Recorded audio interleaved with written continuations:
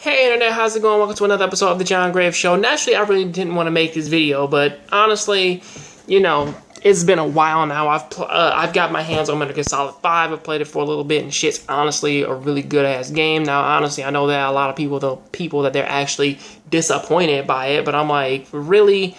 The only real thing, man, that I got heat for was the fact of, or at least if you see my video down there and you read my comment section, a lot of people, they gave me shit because I said that the reviewer who actually reviewed Metal Gear Solid 5, he probably shouldn't give it a 10 out of 10 if he has problems with it, but, he still gave it a 10 out of 10 anyway.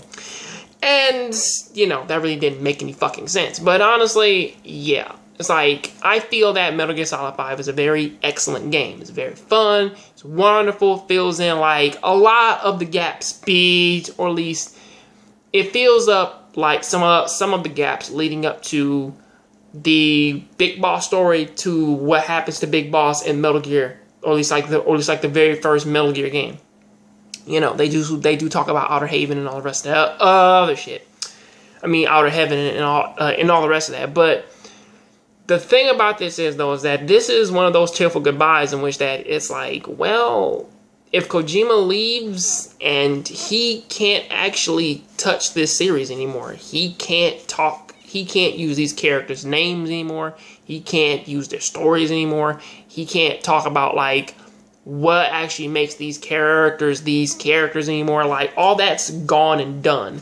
Or pretty much, at the very least, for like every major character in the series who does end up dying before Metal Gear Rising, you do sort of see all of their characters in different lights, and or at least for some of the prolonged ones who actually showed up in earlier Metal Gear games. Now, honestly, a lot of people, they hate Ocelot because they see him as the main antagonist, but then you see him like before 1984, and it's like, well, he's actually a good guy. He's actually somebody who's actually pretty cool. And yeah, it's like gameplay-wise and also like gameplay-wise and story-wise, Hideo Kojima pretty much kept that entire series alive. And honestly, he does like thanks one of his fans who actually passed, I believe back in February, and he goes ahead and thanks his family and tries to sort of, actually like pay respects to one of his fans who actually did help him and his team out like at a very tough hour, which is something that I really do like. And of course, they had a lot of interviews and everything, and Hideo Kojima says that he was trying not to disappoint anybody with this game, and he's trying to give his best, give his all, was tweaking all his other stuff to make the game good.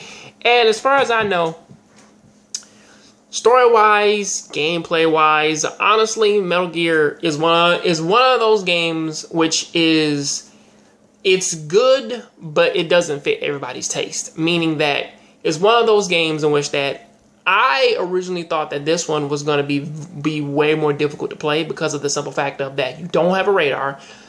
Honestly, it's like you are in like a 3D, or at least like you're not in like a top-down perspective. You're like in a full-on 3D view, and anything you do, you can fucking control the camera and do all the rest of the shit. I thought that it would be a very disappointing game, gameplay-wise, not necessarily story-wise, because Metal Gear is known for having long-ass cutscenes, but this one really isn't, which is actually really crazy. This one's actually more or less known for having, I believe, the least cutscenes in a Metal Gear Solid game, or at least maybe Metal Gear Solid 1 is beating it out.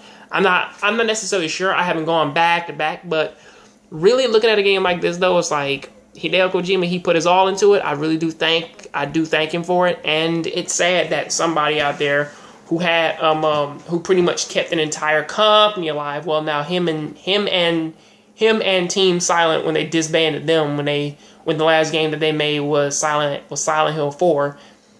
You look at that and it's like these two companies were actually keeping this fucking company alive. What do they have now? They got to compete now with fucking SNK Play more when it comes to fucking like pachinko now. Is that it? And cell phone games?